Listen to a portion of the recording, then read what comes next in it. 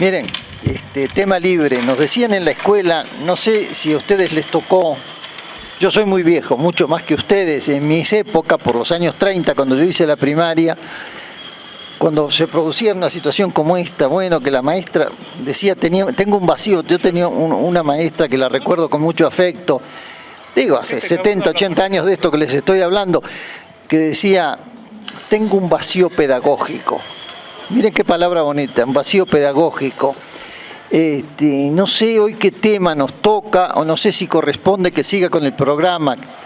Como en todos lados, ya saben, la SEP impone siempre un programa estándar, ¿no? Decía, entonces, bueno, tema libre, composición, redacción, no sé cómo les tocó a ustedes.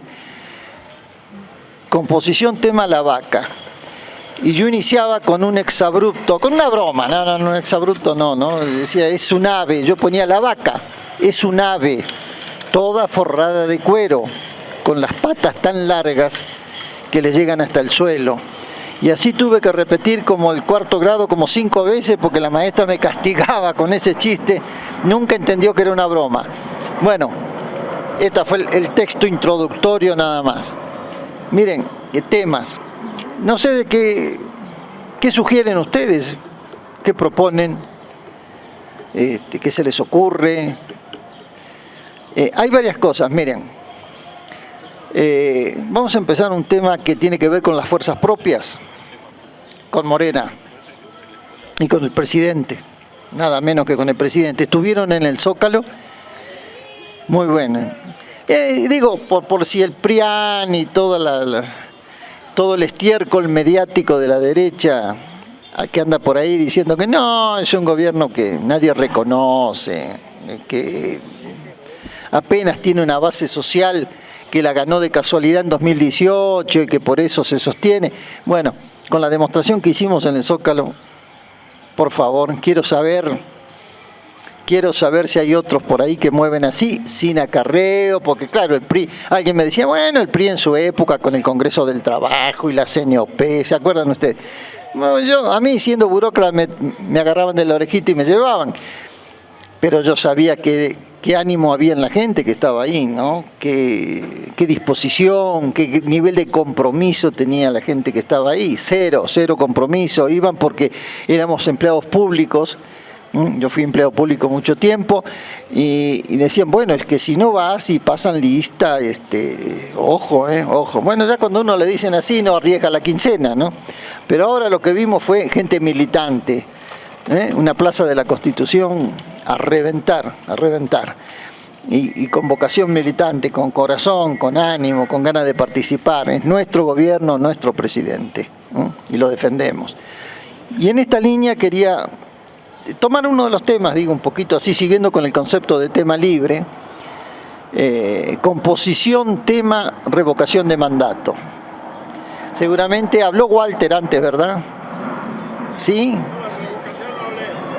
De revocación no habló, pero porque Walter habla de todos los temas siempre, los agota, no nos deja ninguno a nosotros, pero bueno, miren, yo creo que hay que sostenerla por muchas razones.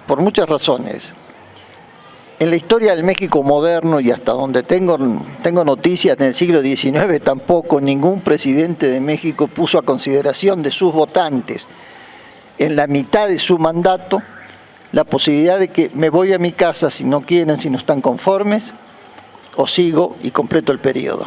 Chávez lo hizo. No, bueno, pero es Venezuela. Él confunde Venezuela con México, Chávez con AMLO. Desaprobó geografía. Walter era muy buen alumno de matemática y muy malo en geografía. Y medio malo en historia también, porque lo que estoy escuchando. En la historia de México no recuerdo ningún episodio de este tipo, y si hay alguien con mejor memoria que yo me lo dice. Ese es un dato. El otro es porque constituye un desafío, en el mejor sentido de la palabra, una prueba de lealtad con sus votantes y de desafío a las fuerzas conservadoras, diciéndole, miren, tomo una decisión que ustedes jamás van a tomar. Ningún presidente ni del PRIAN, ni de vaya a saber lo que siga, porque como están las cosas en las fuerzas políticas de oposición, que dan pena, realmente dan lástima, y mejor que sigan así, que sigan dando lástima. No sé quién puede ser candidato ahí, Jesús Zambra, uno de los chuchos van a poner así para que pierda otro, van a decir, que no sea ni un panista ni un priista y que pierda uno del PRD, que es furgón de cola de esa alianza, ¿no? Decirle, bueno, a ver, esta revocación de mandato no tiene antecedentes y nosotros, como Fuerza Progresista de México, Morena, como expresión del campo popular mexicano, toma una decisión que ustedes no van a tomar nunca, ¿no? Claro, desde la oposición dicen, bueno, lo que está buscando es un gran acontecimiento mediático. Andrés Manuel lo que quiere es un gran acontecimiento publicitario, ¿no? Convocar elecciones por el mandato, por el sí o por el no, por la revocación del mandato, me voy o me quedo, sí o no, y se transforman en un episodio de carácter publicitario para consolidar al gobierno de la 4T, nada más, falso. Quienes ven así, y hay muchos escribas en el Universal, en Reforma y en algunos otros periódicos por ahí, donde insisten con esta idea de que no, el INE está bien lo que está haciendo el INE, poniéndole piedras en el camino al llamado a revocación de mandato, porque quiere evitar una maniobra política del gobierno. Además, como va a usar los recursos del INE, que son recursos públicos, ya saben que si el gobierno solicita algo, entonces sí, cuidado que son recursos públicos. Si lo pide la oposición, no hay problema, ¿no? Que el PRIAN y eso hagan con el presupuesto lo que quieren, o las entidades federativas que gobierna la oposición, Acción Nacional o el PRI, pueden manejar la parte presupuestal como se les dé la gana. Creo que hay que impulsar esto, coincido totalmente con la propuesta del gobierno, y entiendo que hay acuerdo en esta mini asamblea que tenemos hoy sábado, aquí en Buzón Ciudadano, de que es fundamental que haya una prueba por la vía electoral de continuidad o renuncia al mandato que se le otorgó al presidente de la República en 2018. Es muy importante. Y hay otro dato vinculado a esto, que me preocupa más que la revocación del mandato, y ahora les digo cuál es, tal vez estén adivinando ustedes ya a qué me refiero, que es el tema Morena. Fuerzas propias, nuestra fuerza, el espacio, sabemos Morena, digo espacio porque, ahora les explico por qué, porque Morena no tiene estructura de partido en sentido estricto, su nombre es Movimiento de Regeneración Nacional, por algo Andrés en 2014 que lo creó, lo impuso con esa, lo difundió, lo propuso, no lo impuso, lo propuso con esa denominación. Es un espacio más laxo, más amplio, donde estamos todos, donde las estructuras son menos rígidas. En Morena se participa a partir de acuerdos básicos. La estructura de partido tradicional, quienes hayan pasado por la izquierda en México lo saben muy bien, la mayoría de ustedes seguramente anduvo por esos lugares. La izquierda tradicional en México y en otros países era en el aspecto doctrinario, en el aspecto programático, en cuanto a tácticas y estrategias, etcétera, mucho más severa, más rígida. Uno estaba en un partido porque coincidía sobre 50 propuestas, coincidía con 49. Teníamos la posibilidad de diferir en una, pero era un acuerdo más abigarrado, más consolidado. Es bueno y es malo. Es bueno por el lado de que hay más disciplina en la militancia, tiene un funcionamiento orgánico más estable, más organizado. Hay reglas del juego que aceptan los militantes, al menos fue mi experiencia. Y es malo por el lado de que excluye mucho por fuera. Si sobre 50 propuestas para pertenecer a esa fuerza política requerimos 49 acuerdos, es un factor necesariamente de exclusión. Morena no. Morena trabajamos sobre acuerdos básicos, 8, 10 acuerdos básicos. El desarrollo de México, la defensa de nuestra soberanía, la defensa del patrimonio nacional, la realización de las grandes obras públicas que están pendientes, el desarrollo de las economías regionales más postergadas como el sur y el sureste, la justicia social, una distribución más equitativa del ingreso. Todas las instituciones públicas deben funcionar al servicio de las grandes mayorías del pueblo mexicano, sobre todo aquellas más postergadas. Estos son acuerdos básicos y por eso somos de Morena los que estamos aquí. Ahora, este es el lado bueno, el lado complicado de esta historia, y lo estamos viendo todos los días con manifestaciones de su dirigencia, Mario Delgado, Ricardo Monreal y algunos otros innombrables por ahí. Disculpen el juicio de valor, pero no me agradan a mí las conducciones de estas personas que están en el manejo que están haciendo, ¿no? Se van prendiendo de la administración de la 4T, no hacen política en sentido estricto, no profundizan el programa de la 4T, no tienen una actitud militante, se pelean mucho por el hueso, recordando viejas épocas. Entonces, bueno, se le hace daño al gobierno de la 4T y se le hace daño a Morena. Hay que cuidar a Morena como espacio político. Si quieren ustedes, lo manejo así, como espacio, como movimiento político, no como estructura partidaria muy consolidada, muy sólida. Pero claro, tiene que haber algunas reglas del juego básicas. Hay que discutir con mucho cuidado y muy a fondo qué mecanismo vamos a usar para elegir nuestros candidatos a los gobiernos de los estados, de las entidades federativas, a diputaciones, a senadurías, diputaciones federales o locales, y ni hablar la sucesión de Andrés Manuel. Digo, por mí que continúe muchos años más, digo, pero bueno, va a estar difícil por muchas razones. Ya saben que él ha hecho un compromiso expreso, lo hizo incluso ante notario público, de que no se reelegía, pero este tema está votando por ahí. ¿Cómo? Si no es Andrés, ¿quién y cómo? ¿En qué condiciones? Es fácil hoy por hoy y no participen mucho, sugerencia mía, yo no me prendo mucho en este tema de si es Claudia, es Marcelo, es algún otro compañero que está por ahí que bien merecería ser candidato. Calma y nos amanecemos, porque seamos prudentes, no le hagamos daño a nuestro espacio, apresurando la lucha interna, entrando en camarillas y en ese tipo de cosas. Ahora, miren, ahora hay que gestionar.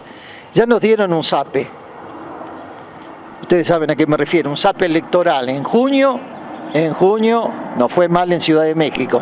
Compensamos con las entidades federativas que recuperamos, pero el núcleo urbano, la Capirucha, que es el núcleo urbano más importante de la República, nos dieron de zapes. Y en buena medida fue porque la gente se fastidió ante malas gestiones. Quien tiene responsabilidades públicas tiene derecho a postularse o a pensar a futuro. Quiero ser tal cosa, quiero continuar en este cargo, quiero aspirar a otro. Digo, no está mal, quien está en política tiene derecho a hacerlo. No me meto con eso.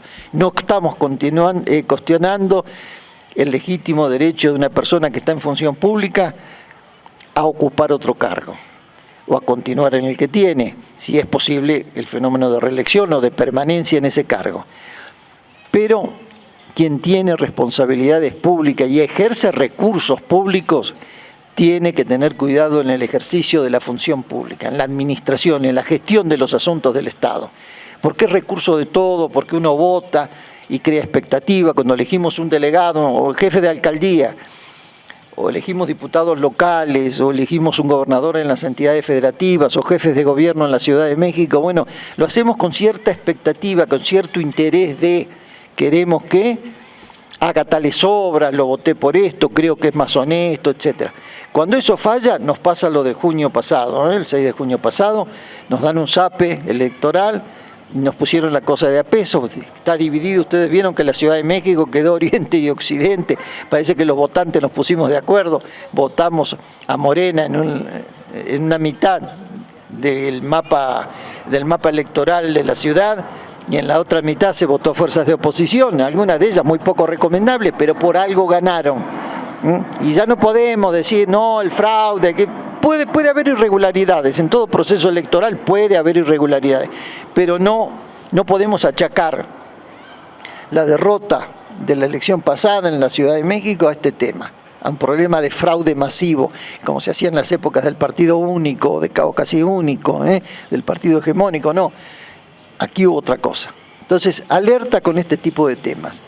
El peor favor que le podemos hacer al gobierno de la 4T y al presidente es tener una actitud arribista, oportunista, pelea con el hueso, agandalle, manipulación de encuestas o de supuestas encuestas, donde, digo, yo no me pongo, y creo que no nos oponemos a que la gente exprese simpatía dentro de una fuerza política por algún candidato. El tema es que cuál es la vía, cuál es el manejo que vamos a hacer, cuál es el mecanismo por el cual nos podemos expresar y decir que voten por Juan o por Pedro.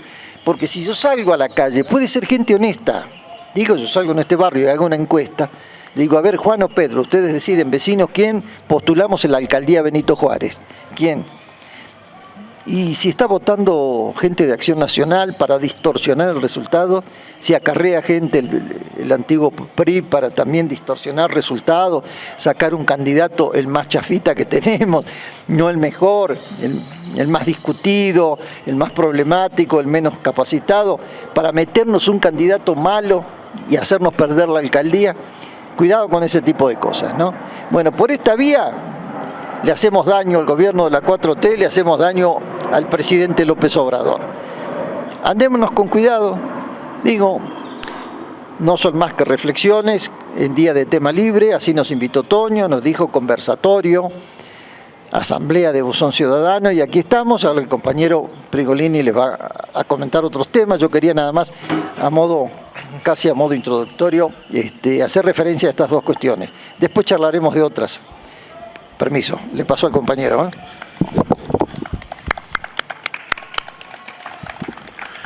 Bueno, compañeros, buenas tardes a todos, a todas. Haciendo hincapié en el tema de la democracia directa, una breve introducción histórica de nuestra América.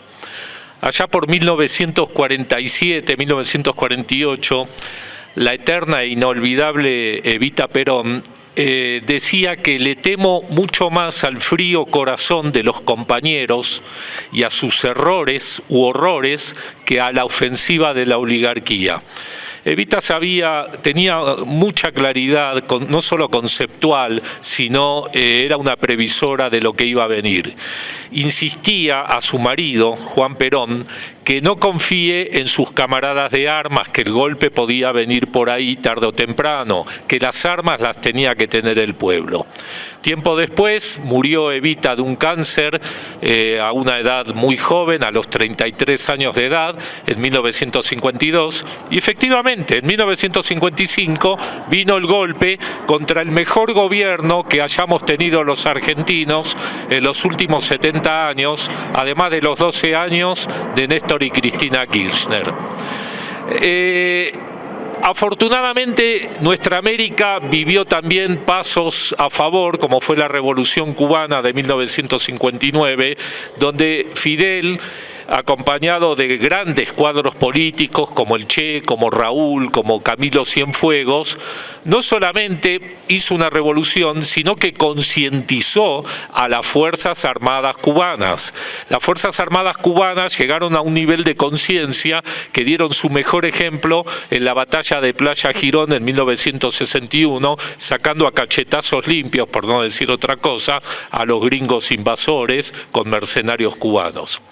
El ejemplo de Fidel se repite años más tarde con el comandante Hugo Chávez a través de las Fuerzas Armadas bolivarianas que hoy mantienen a Venezuela con dignidad y de pie a pesar del brutal bloqueo y ofensiva del peor imperialismo que hayamos sufrido los seres humanos, el imperialismo yanqui. El mismo imperialismo que hace 60 años acosa a la Revolución Cubana. ¿Por qué hago este tipo de introducción?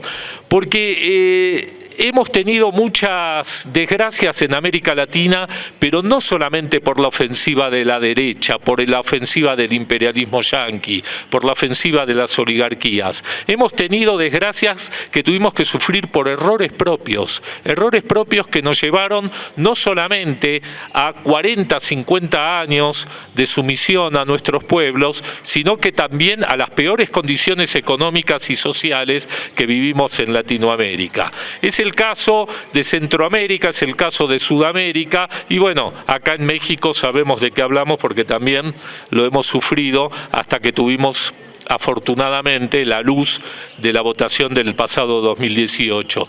Con esto quiero decir que saludando este espacio, porque este espacio me parece un espacio creativo, es un espacio de autogestión. Estos libros que presentamos con los compañeros Walter, José Miguel, son libros de autogestión.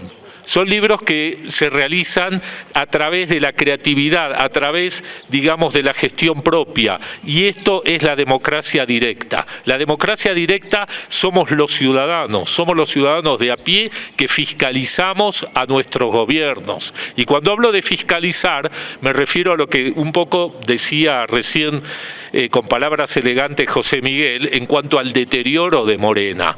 Morena es la estructura, es el esqueleto que llevó al gobierno, no al poder, no confundamos, a Andrés Manuel. Ese esqueleto tiene que ser fiscalizado, porque que yo sepa, y estoy seguro que ustedes tampoco, no hemos votado a Monreal. Nadie votó a Monreal, nadie votó a Salgado Macedonio, nadie votó a Delgado, a Mario Delgado. No lo votó nadie, pero estos tipos hacen y deshacen en este momento. Tenemos que Monreal es un candidato a la próxima presidencia, ¿sí? Y piensa participar en internas con Claudia Sheinbaum o con Marcelo Ebrard. Y esas encuestas son encuestas voladoras, porque en realidad no tienen una certidumbre jurídica donde nosotros, ciudadanos de a pie, podamos fiscalizar la interna de un partido político que ha conformado la ciudadanía, porque el voto no es solamente la expresión en favor de un candidato, el voto es la confianza, como decía recién hace un rato el compañero Candia, que le damos para manejar no solamente el destino, sino también los presupuestos. ¿Qué sucede? Que muchos de los votados o muchos de los presidentes electos terminan los 6 años, se van a su casa, se van a sus ranchos, o simplemente algunos que la pasan mal se van al exilio, pero dejan a sus pueblos a la intemperie. Dejar a un pueblo a la intemperie es hacer lo que insinuó en términos fascistas, hace pocos días, el empresario Claudio X González. Tomemos nota de todos aquellos que apoyan a Morena y quiénes son, no solamente a nivel gabinete, a nivel ministerial, a nivel ciudadano. Esto me parece algo totalmente policial y fascista, pero la derecha sabe cobrar sus facturas, la derecha se toma revancha. Lo hemos visto con el golpe de Estado en Chile de Pinochet, lo hemos visto con el golpe de Estado en Argentina, donde van a buscar no solamente a quienes formaron parte del gobierno, sino también a los ciudadanos comunes que hayan participado y a sus familiares. Esto lo hemos sufrido los argentinos en carne propia, sabemos de qué hablamos. Y bueno, a los que mejor nos fue, hemos optado por el exilio y hemos sido de alguna manera acogidos por el gobierno y el pueblo de México de los años 70. Me da la sensación que la democracia directa no es ejercida a plenitud, aún en los gobiernos progresistas, aún en los partidos de izquierda. Yo saludo y me agrada el triunfo que acaba de ocurrir en este momento en Honduras. Compañera Xiomara Castro, la esposa del expresidente Mel Zelaya, que tuvimos gusto de compartir y conocer acá con el brigadier Walter Martínez, en una reunión aquí en México allá por el año 2009, si mal no recuerdo, donde se estaba conformando el Comité de Solidaridad con el pueblo hondureño. Pero sigue existiendo una distancia entre lo que es la presidencia, lo que es la parte ministerial, lo que son los secretarios y los ciudadanos. Eso hace que no solo no podamos fiscalizar lo que hacen y deshacen, sino que se gesta una burocracia. Esa burocracia que se gesta no solamente se aleja del pueblo, sino que tampoco le interesa al pueblo. Terminan tomando decisiones que son totalmente ajenas al sentir popular. Quienes hemos votado el gobierno de Alberto Fernández en la Argentina, hace solo 2 años, estamos sufriendo esas consecuencias. El señor no se ajusta a lo que muchos hemos expresado a través de nuestros votos. Esto lo hablo tanto en Argentina como acá. porque no se crean que porque no hay compañeros argentinos no estoy en condiciones de refutar y debatir ampliamente esto. Me siento traicionado por ese voto. Me siento traicionado porque no solamente no responde al sentir popular, sino que hace todo lo contrario. Por ejemplo, pagar la deuda externa que han creado unos pocos tipejos en el gobierno de Mauricio Macri, incluyendo al expresidente Mauricio Macri. Se dijo que se iba a deslindar la deuda legítima de la deuda ilegítima y se está pagando todo y se está llegando a acuerdos entre comillas con el Fondo Monetario Internacional, cuando todos sabemos que los acuerdos con el Fondo Monetario Internacional perjudican a los sectores más vulnerables, perjudican al pueblo. Entonces, no solamente no responden a la votación, sino que terminan haciendo todo lo contrario. Esto es algo que tarde o temprano tendrán que explicar. Pero ¿cómo nos explican a los ciudadanos comunes si nosotros no tenemos democracia directa? Si el pueblo no gobierna ni delibera, sino es a través de sus representantes. El problema es que esos representantes muchas veces no nos representan. Es el caso concreto de muchos gobiernos que hemos votado. ¿Qué decir de lo que ocurrió en Ecuador?, donde a través del presidente Correa y de su buena gestión se delega el mando en Lenín Moreno, que es un expresidente fallido, por darle un término, que no solamente no expresó el mandato del expresidente Correa, sino que hizo todo lo contrario y terminó favoreciendo a la derecha, al punto tal que en Ecuador tenemos un banquero de presidente. El señor Lasso es el fiel representante de esa derecha ecuatoriana. Entonces, la democracia directa se hace una necesidad, pero el problema es que los pueblos, para que demanden, tienen que saber qué demandar. Hay mucha gente que dice, bueno, vamos a demandar al gobierno esto, aquello, pero muchas veces no se entiende lo que se demanda. Para eso tenemos que hacer formaciones políticas, para eso tenemos que formar cuadros políticos, para eso lo que necesitamos es hacer escuelitas y debates abiertos, que bien Buzón Ciudadano puede ser un germen para todo eso. Bueno, en esos términos, quien les habla entiende la democracia directa. Soy un agitador directo, valga la redundancia, de esta democracia directa, así como también agito constantemente la necesaria formación de cuadros, porque de nada nos sirve una democracia directa si no sabemos qué tenemos que demandar. Para eso necesitamos conciencia política y formación de cuadros. Y la formación de cuadros es otra de las asignaturas pendientes del Morena, porque se dijo que iba a haber un instituto de formación política. Creo que por acá anduvo Rafael Barajas, el Fijón. Lástima que por ahí no estuve, porque me hubiera gustado conversar y profundizar al respecto, que qué pasó con ese instituto de formación política. Entonces necesitamos formar, concientizar a la gente, porque mucha gente se deja llevar también por los cantos de sirena de los medios hegemónicos. No nos olvidemos que los medios hegemónicos, concretamente Televisa, TV Azteca, la cadena Telemundo, etcétera, están agitando 24 horas del día, los 7 días de la semana, los 360 días del año, sobre el pensamiento de la gente, porque el neoliberalismo no es solamente un sistema financiero corrupto y depredador. El neoliberalismo vino a llevarse el pensamiento de la gente, el alma de la gente. Esa era la idea de la tristemente célebre Margaret Thatcher y Ronald Reagan, cuando allá por los años 90 nos impusieron el neoliberalismo como única alternativa de la humanidad.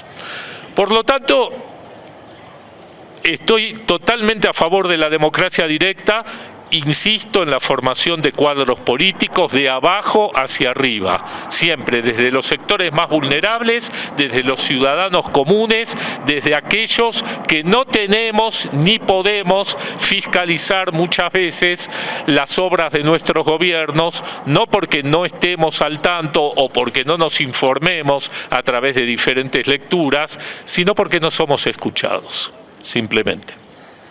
Hasta acá. Vamos al debate y seguimos. Gracias. Bien, a mí me parece muy importante lo que estuvieron comentando. No todo, es muy fácil echarle la culpa a los demás cuando nosotros fallamos, ¿sí? que eso ha sido el constante de la humanidad, no de este pueblo, sino de todos. Bien, yo quisiera entrar a la propuesta que hice desde la primera vez que vine a estas reuniones. ¿Qué clase de partido queremos? Morena, mi propuesta fue desde el principio, debe ser un partido de la clase trabajadora, de los trabajadores, ¿sí? Ahí está, la parte más importante del hombre es que transforma la realidad con el trabajo. Entonces, esto me parece a mí fundamental, porque si no se siguen haciendo asociaciones muy lamentables, y no solo son Mario Delgado o Ricardo Monreal. A mí me parece que en la campaña el actual presidente sumó a alguna gente bastante indeseable. No puedo olvidar a Lili Telles y a otras gentes. Por ejemplo, les repito, yo se los he dicho aquí, en mi estado fue de la patada. Pusieron otra vez al grupo San Cristóbal. O sea,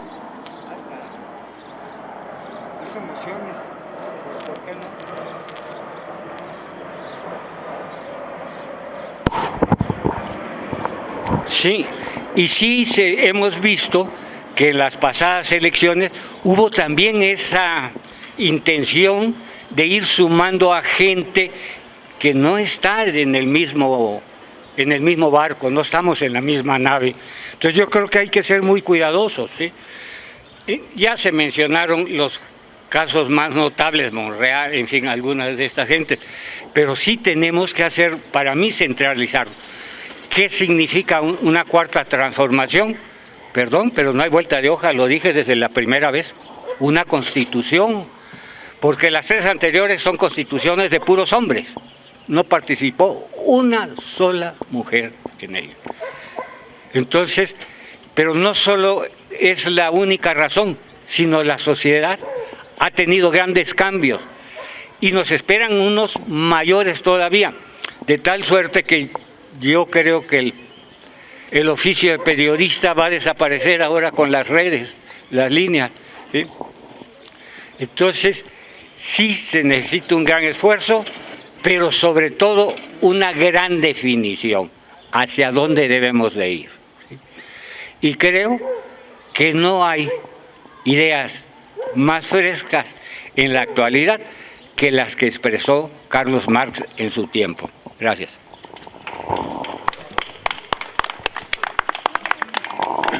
Compañeros, por el tema de la democracia, que digamos, omitimos algo muy importante a nivel internacional.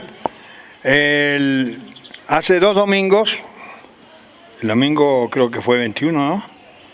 Hubo elecciones en Chile y el que salió primero de varios candidatos es el que se llama Kast, con K, de la extrema derecha, pinochetista, admirador de Bolsonaro y de Trump.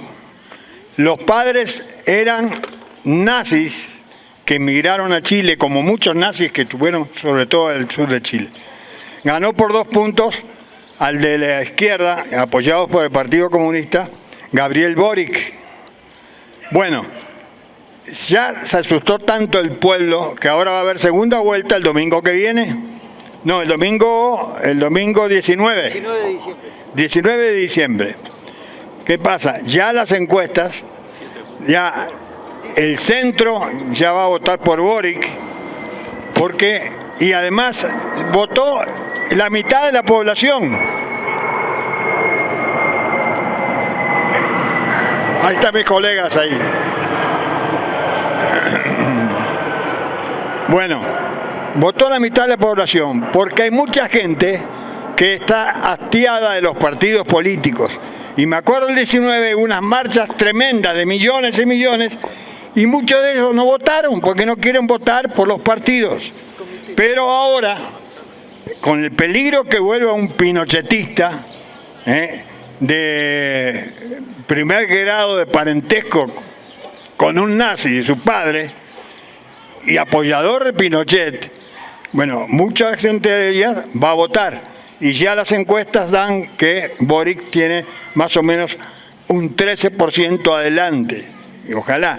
Entonces, ¿qué pasa? Si gana Boric, va a favorecer a México en su idea que tiene el presidente de integración de América Latina, consolidar la CELAC, tirar abajo el Grupo de Lima, que ya está, que es un grupejo nomás, lo que queda del Grupo de Lima, y, digamos, eso favorece a la integración latinoamericana, que como dijimos nosotros, la patria grande o nuestra América integrada es la única forma de contrarrestar y enfrentar al imperialismo yanqui sobre todo, y los imperialismos que vienen de España y todo allá que también son, y aliados con el imperio.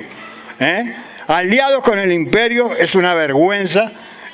Del origen, digamos, que en la Segunda Guerra Mundial, la resistencia francesa, la resistencia italiana, los republicanos que lucharon contra Franco, y hay gobiernos de derecha, dicen Partido Socialista Obrero Español. No tienen nada de socialista ni nada de obrero. Entonces, digamos, nosotros creo que vamos a ser la vanguardia en América Latina de, digamos, ir por lo menos contra el neoliberalismo. Y es un avance tremendo, porque no hay condiciones como para una revolución como se hizo en Cuba. No hay condiciones, pero ya si se hace lo que está haciendo López Obrador, con todas las contras que tiene del Poder Judicial, de las grandes empresas, y el dinero que manda la embajada aquí mismo en México para la derecha, compañeros.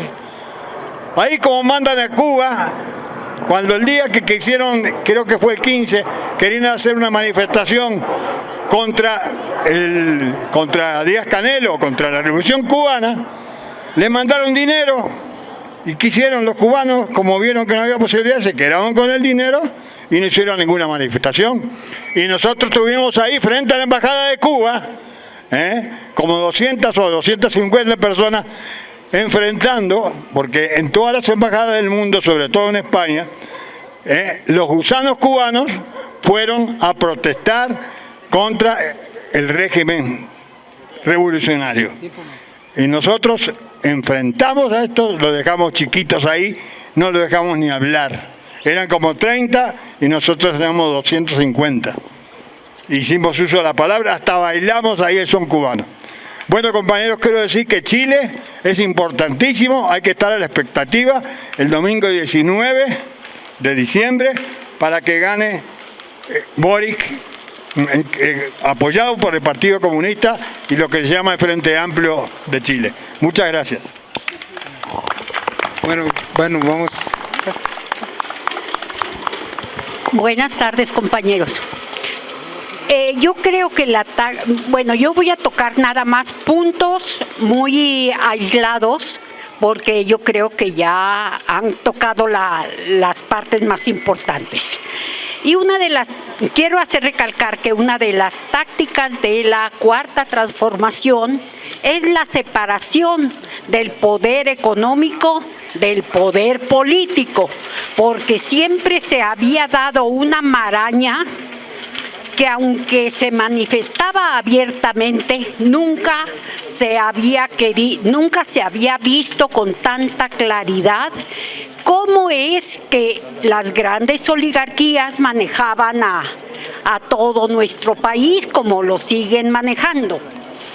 Bueno, también otra parte muy importante de esta Cuarta Transformación es la revolución de conciencias que se está dando. Caramba, para que ahora en cualquier medio, ayer fuimos al barrio chino, todos estaban hablando de lo que estaba haciendo López Obrador cuando era un tabú hablar de López Obrador. Si no era para lanzar ofensas contra él, no se hablaba. Ahora yo creo que ya los ciudadanos estamos conscientes de que tenemos que hablar de las cosas buenas que se están sucediendo en nuestro país. Otro punto que también quiero yo tocar es esta revolución de conciencias que suena muy fácil, pero es extremadamente difícil porque después de 30 o más años de poderío de la derecha, no podemos desbaratarlo completamente en 3 años. Pero si como ciudadanos participantes de un grupo que es que es Buzón Ciudadano, ¿cuántos de nosotros nos hemos envalentonado y llevar esta revolución de nuestras conciencias a nuestra colonia? Porque vaya que, aunque muchos participamos dentro de las Copaco, que son estructuras, imagínense, las Copacos, que son los consejos de participación comunitaria, nos están manipulando desde el Instituto Electoral. Entonces, aunque se trate de hacer una estructura electoral por colonia, ellos quieren siempre manejar la estructura vecinal. Entonces, yo creo que es momento que todos como ciudadanos participemos, pero no en una forma pasiva, porque muchos de nosotros participamos en una forma pasiva. Ya fui al Buzón Ciudadano, ya oí la conferencia de tantos compañeros, ya voy mejorando, sí vamos mejorando, pero necesitamos una actividad más activa, que cada uno de nosotros vayamos a esas conciencias, a nuestras colonias, a hablar bien de nuestro gobierno y no dejar que, por decir algo, en esta alcaldía, que somos la mayor parte, ya lo han demostrado las elecciones, la mayor parte son panistas, pero eso no es lo peor, son muy agresivos. Son muy agresivos, simplemente lo miramos cuando las elecciones deshicieron la camioneta de nuestra candidata, ¿sí? Y después no, yo no fui, fueron ustedes mismos, o sea, son agresivos. Entonces, precisamente hay que tomar esa agresividad de ellos para defendernos y para llevar la estructura organizativa a nuestros conciudadanos, porque es muy difícil, no sabemos lo que queremos. Sabemos que los ciudadanos tenemos muchas necesidades de alimentación, necesidades que necesitamos en cuanto a nuestra participación como ciudadanos. Pero yo creo que tenemos que romper, ahora sí, una revolución de conciencias y llevar estos círculos ciudadanos a cada una de nuestras colonias. Es mi propuesta y muchas gracias. Sí. Bueno, y ya para ir terminando con las intervenciones, el señor de la Rosa, en breve. Muy brevemente, compañeros, un par de cuestiones para que nos lo respondan los candidatos. Se mencionó aquí a Morena, se mencionó el acto del Zócalo,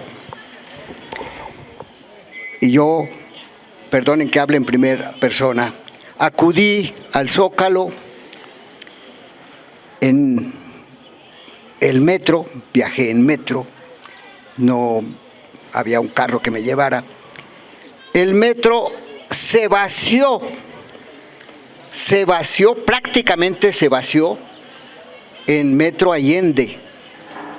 Y ya se había bajado muchas gentes en Metro Pino Suárez.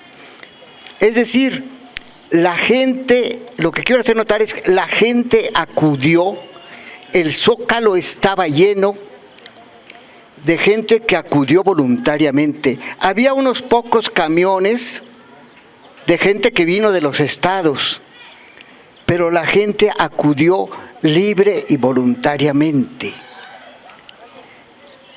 Ahora hablo de Morena. Ahí está la gente que puede organizar Morena, esperando que la organicen. Acudió a la invitación de su líder por el informe de Andrés Manuel. Nada más quiero hacer notar estas dos situaciones y esperar y solicitarle a nuestros conferencistas que nos den una opinión sobre ello. Sí, Muchas gracias. El compañero acaba de decir una gran realidad. La gente está esperando que la organicen. Eso es cierto. Y escuchando a Rossi, omití algo. Es cierto lo que comentaba Rossi, que por las calles de La Habana uno a las 3, 4 de la mañana, pero tranquilamente puede circular con absoluta seguridad. Y bueno, me tocó el caso de andar con un exceso de consumo etílico y andar por 8 o 10 cuadras ahí por el barrio del Vedado, y 3 compañeros que se acercaron hacia mí, grandotes, más de 1,90. ¿Todo bien, compañero? Todo bien. Bueno, con cuidado, nada más. Obviamente, si me pasa en cualquier ciudad de Latinoamérica lo mismo, no sé cuál sería la suerte que uno corre. Ya no estaríamos aquí hablando, exactamente. Pero es cierto eso, pero eso también se debe que es correcto que hay muchos compañeros de civil que son policías, pero eso también se debe a la conciencia.